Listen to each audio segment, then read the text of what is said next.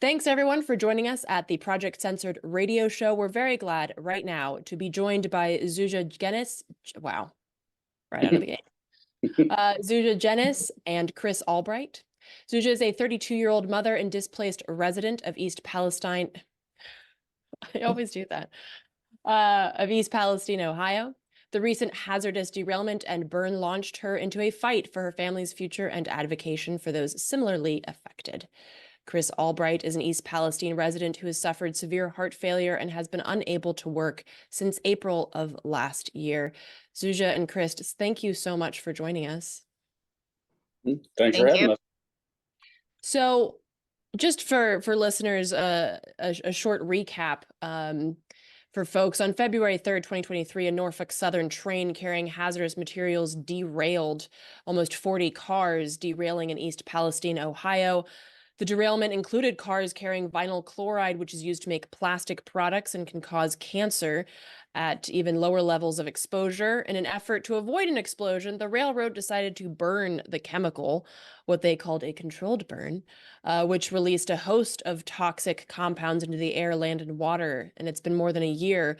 And we'll get into some of what's been happening in the interim. But first off, I'd like to ask you, to the extent that y'all are comfortable with sharing, how are you?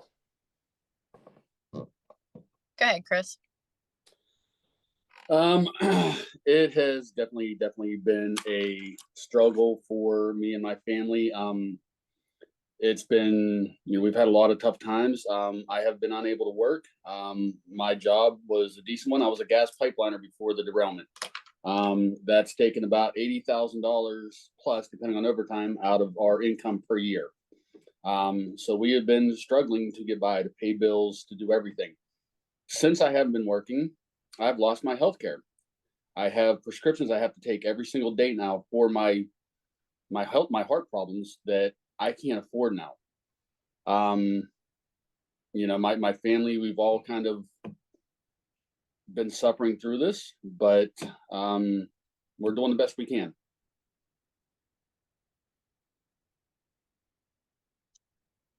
Yeah, so our family is pretty much mentally and financially the most strained we've ever been in our lives. Everything has been completely upside down and backwards and not made right since this derailment happened. I've also had to cut back work hours to homeschool my son because I didn't feel safe with the schools, hearing what I heard, knowing what I knew.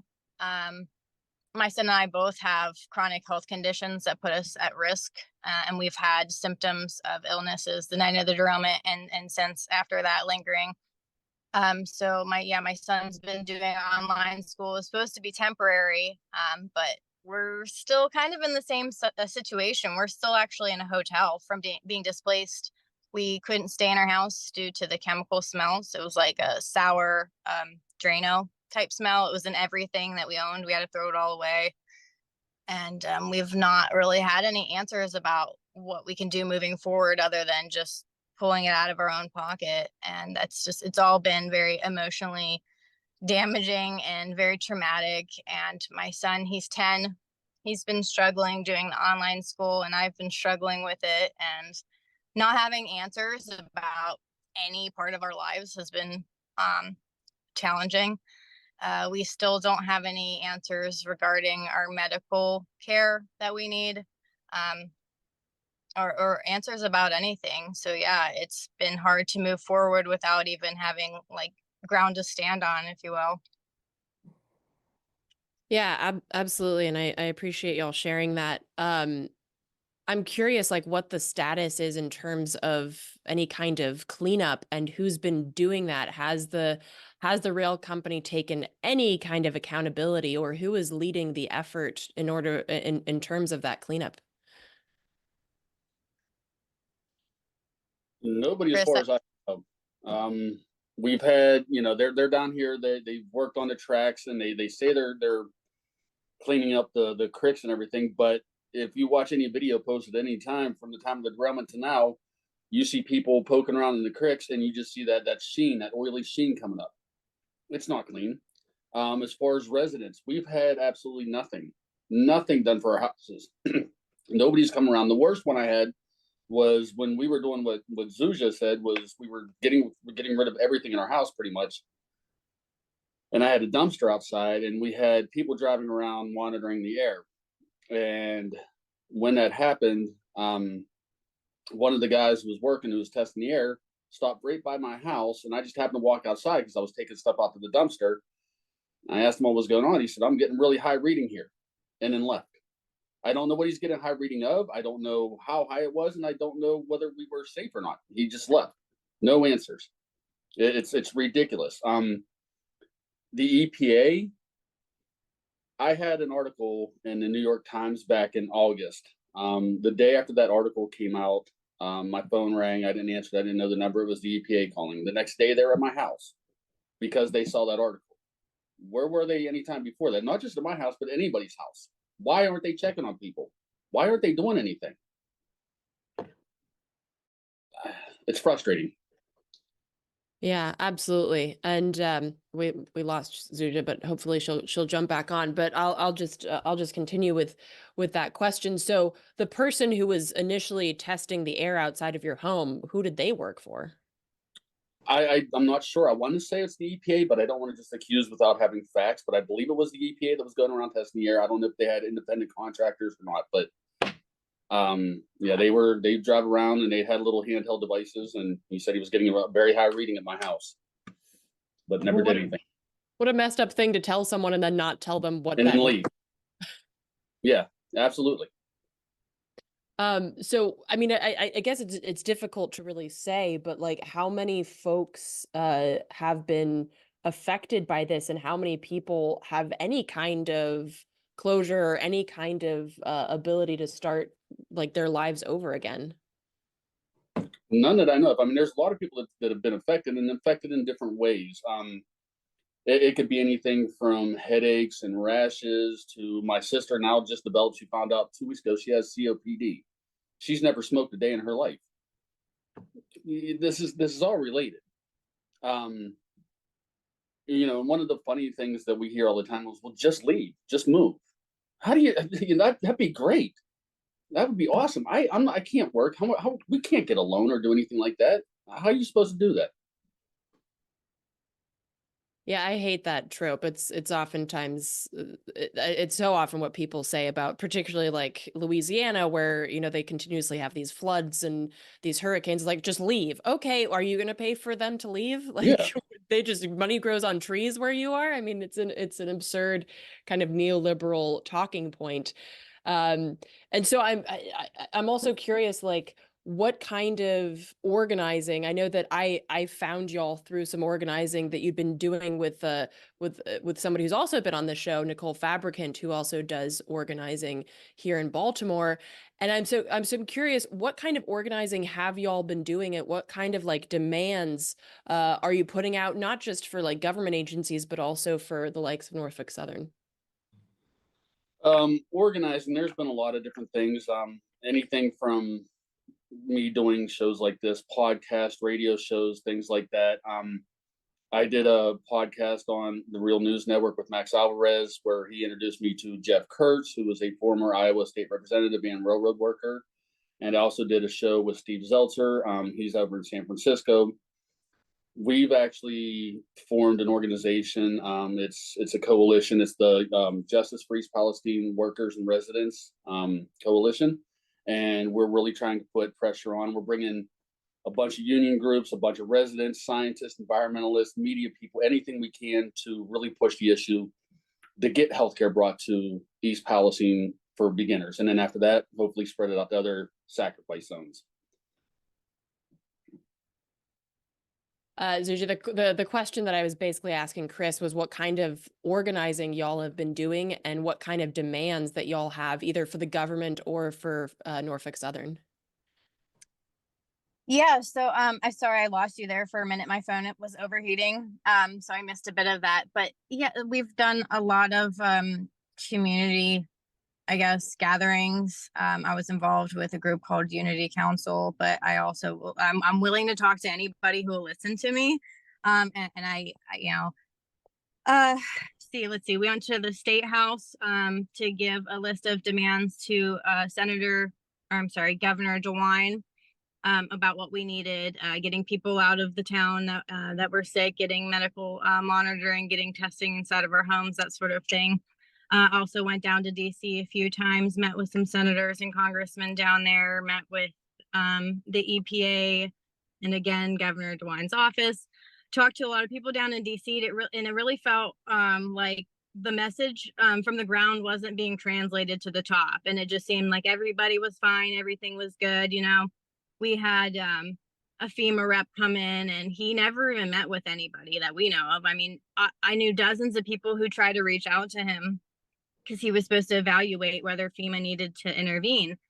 And it seemed like he just reached out to local and state officials, and they were like, oh no, it's taken care of, it's good. Like, and that was it. But he wouldn't return anybody's calls personally or talk to any affected community members besides the few that are cherry picked and normally at some of those closed door meetings.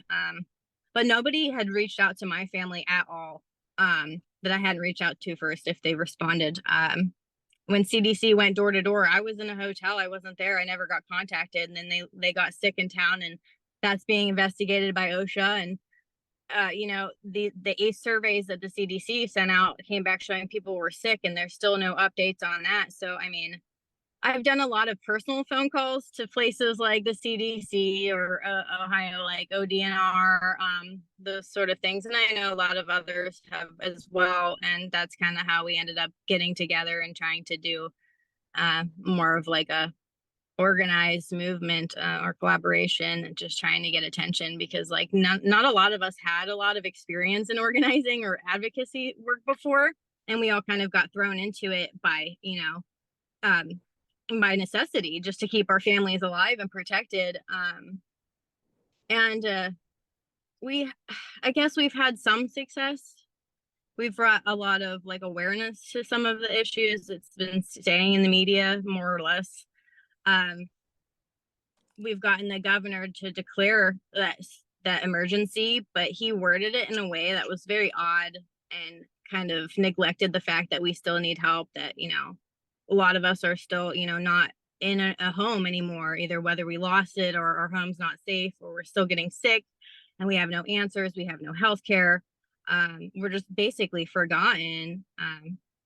I try to share a lot of stuff on social media, because especially in the beginning, that was the only place where people could really get any information about what was going on, because on a local, state government, federal level, there's no information for anybody else, but not even for us. Like, we didn't know what to do. And we got so many mixed bits of information about like how to handle our belongings in our house, for example, but we couldn't get any kind of testing we really needed.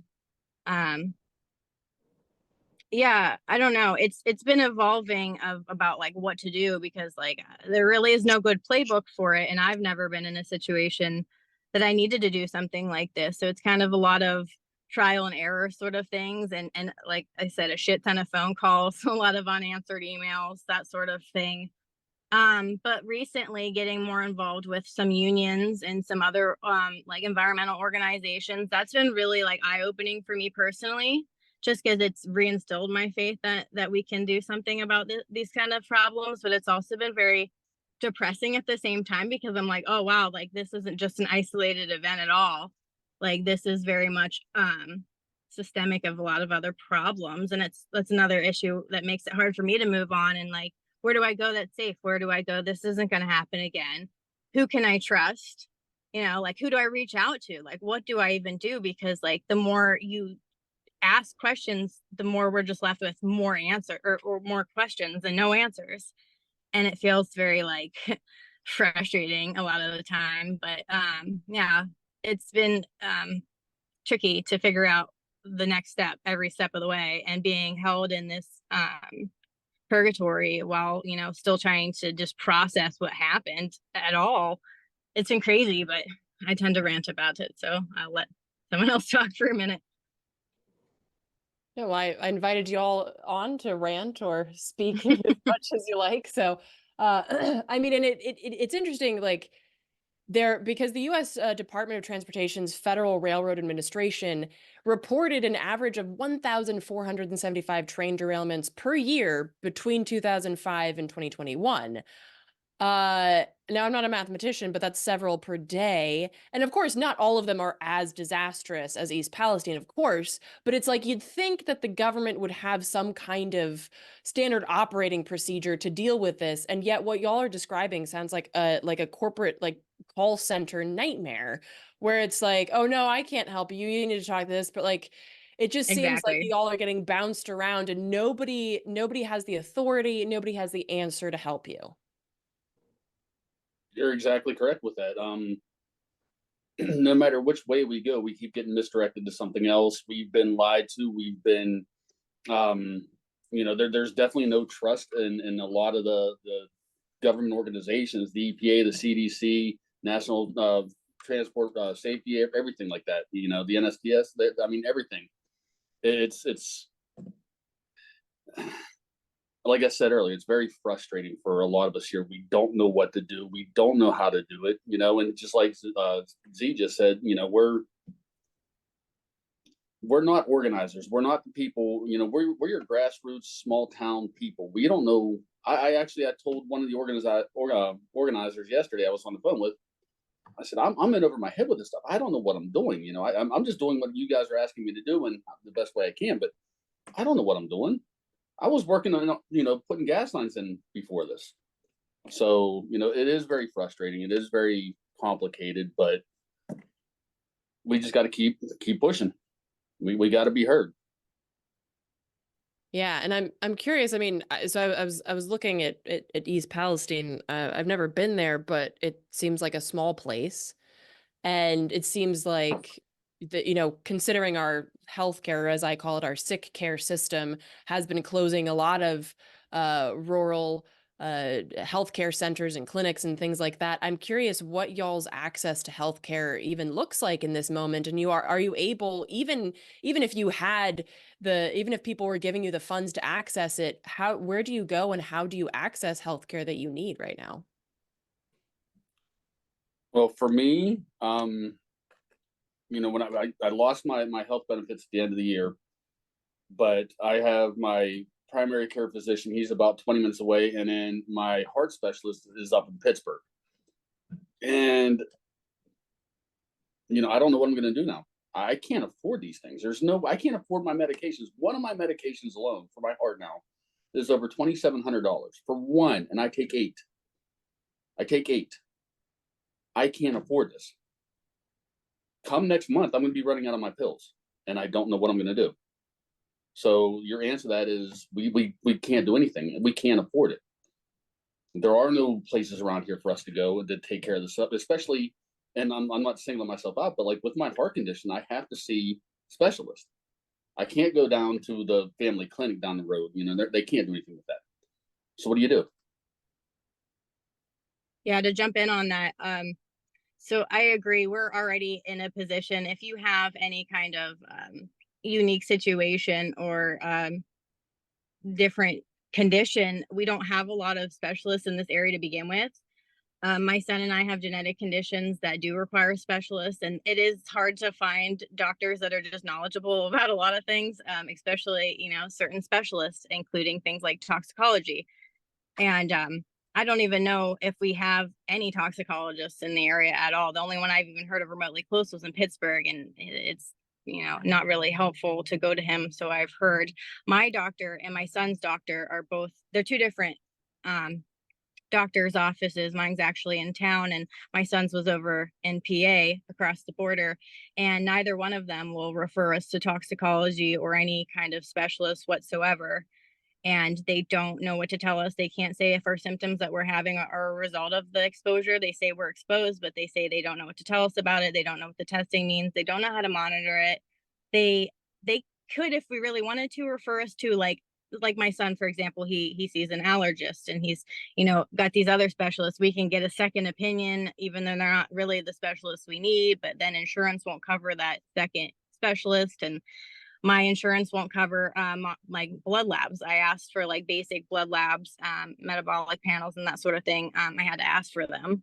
at my regular doctor in town. And he gave those to me, but now my insurance doesn't want to cover that, and they don't want to continue covering that. So yeah, we don't really have any options. Even the doctors we go to, they don't know how to handle this. Oh no, you froze. I wonder if her phone overheated again. Well, I guess I had another question for you too, Chris, which is it that like your healthcare insurance ran out? Do you have a sense of like how many people are in that same boat where they are now unable to work? I mean, is East Palestine becoming a town of people that are unable to work because of their conditions? I'm starting to see more and more of it. As time's going on, more and more people are experiencing more things. I don't know how many are losing their health care as of right now. I've been trying to reach out to people to find that out, to get a number on that, because again, like I said, one of the core beliefs we have with the coalition on them now is bringing healthcare to people of East Palestine and surrounding areas. So, I'm trying to reach out and find out. I do know of, a couple dozen, I would say at least, that are in the situation sort of that I'm in, where they don't have healthcare now because of the train derailment. And to go off of something that Zsuzsa was saying was, like a lot of doctors aren't saying that it is because of the train derailment, but like I even have my heart specialist from up in Pittsburgh who said, I can't say for sure that it is, but I can't say for sure that it's not. But I would be very hard pressed to say that it isn't. And he's quoted in the New York Times as saying that. I have medical records from my PCP saying exactly the same thing, exposed to toxic chemicals and everything. So, they can't pinpoint it per se, but they pretty much know it is. And Zsuzsa, did you want to finish your thought? We lost you. Yeah, I know, my phone. It's been weird. I don't know. I've never had this problem before. It keeps overheating. I don't know exactly my last sentence I was saying, but essentially, yeah, we have no answers. I actually requested vinyl chloride testing from my doctor, and he sent it out in April of last year, and the results just went missing, and nobody has any explanation for it. But it turns out it's owned by like the same shareholders as some parts of Norfolk, which that also was the case with this like a dioxin blood test that was available, hard to get, but available at the very beginning, and then they just pulled it off the shelves when we started asking about it for some reason.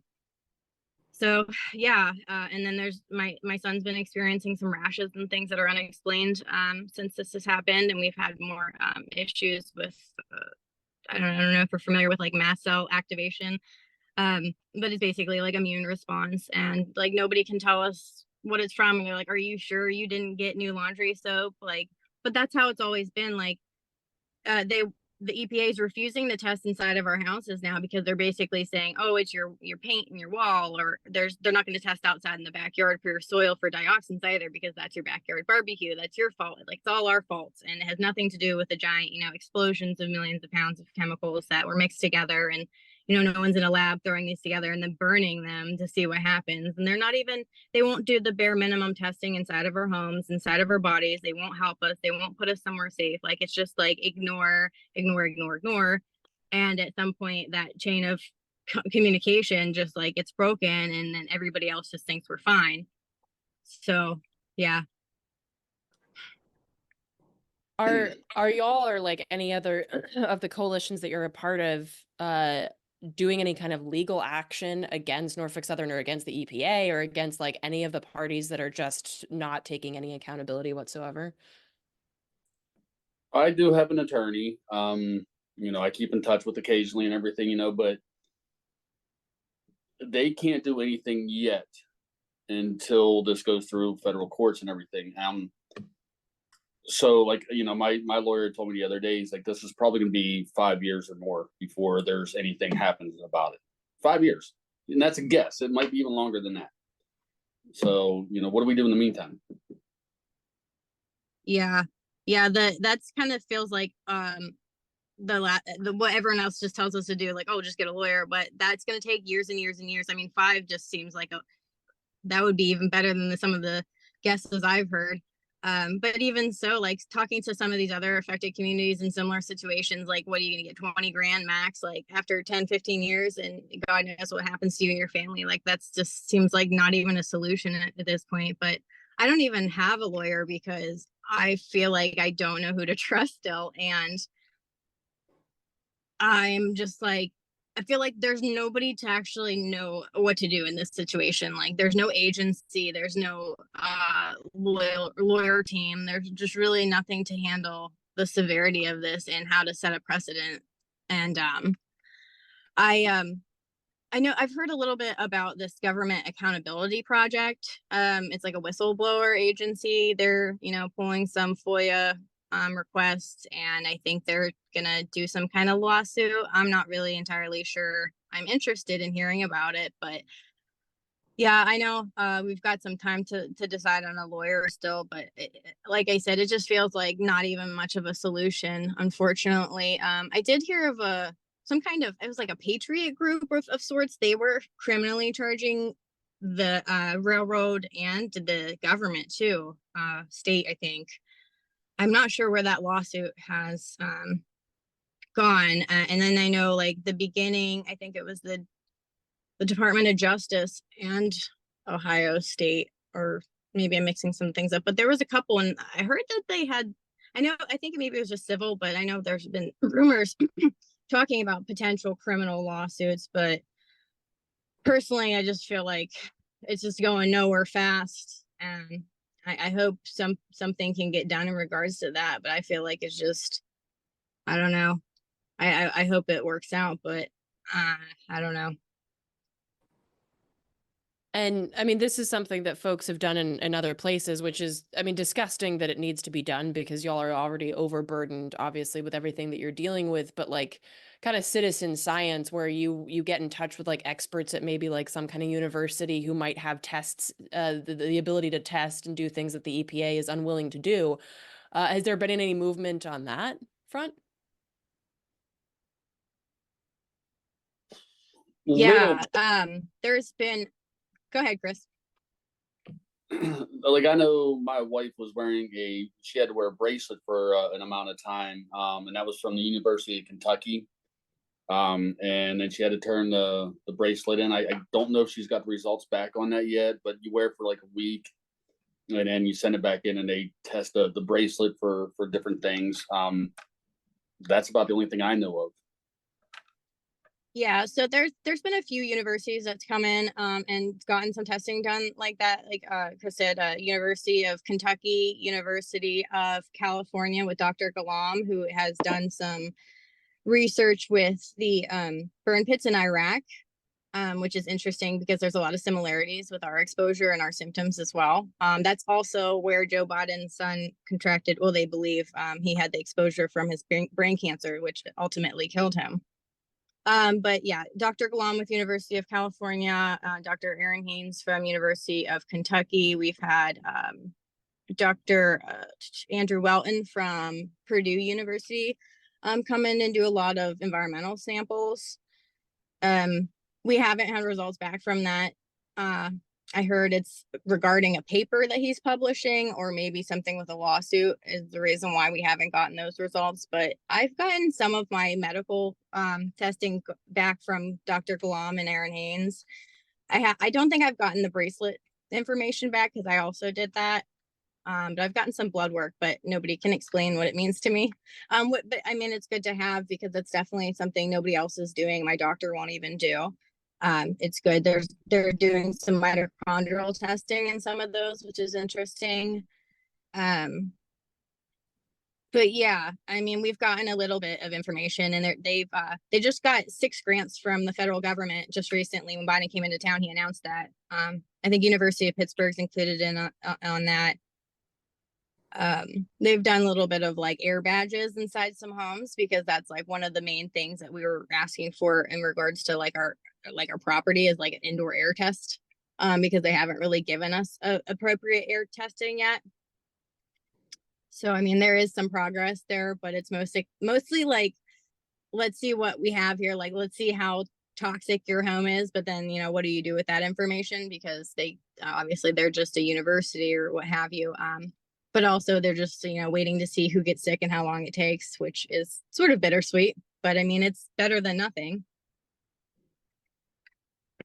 Yeah, it seems like it's a hurry up and wait on all fronts, which as you all have made clear, that you don't have the luxury of time that people like Biden and Norfolk Southern do. Um, and and this is also part of the problem with like how corporate media works. It moves on from a story after like 24 to 48 hours, and so there's no talk anymore really of East Palestine, or we don't get updates from Flint anymore. Their water's still poisoned. Hawaii, people are still living in tents. Or really other climate crises or corporate sacrifice zones in the nation. So as we wrap up here, I want to make sure that the last few minutes here are just like basically what y'all demand and what y'all need, and then also like how people could help support what y'all need and demand.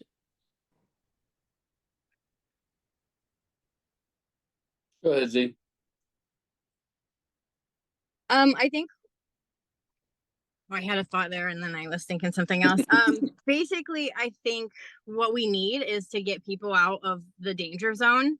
We need to get them into somewhere safe. We need to get them taken care of. We need to actually hold Norfolk accountable for doing so. And, if Norfolk's not going to do that, the government absolutely should have stepped up, months ago. I think what we need to do now is just organize like locally.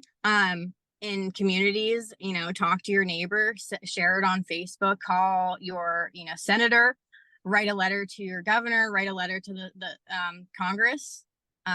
Because if it's not going to happen to us again, which it might, because nothing's changed to stop it, it's going to happen somewhere else.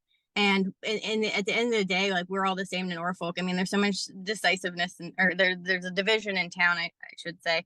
I don't know if you guys mentioned that much today, but about the people who aren't really experiencing any immediate health symptoms, or, are part of God knows what kind of payout from Norfolk Southern, who want to just, pretend like everything's fine and just ignore half of the population who are sick and afraid. But man, I got lost track of thought there. Oh no, yeah. So I guess, yeah, just talk about it.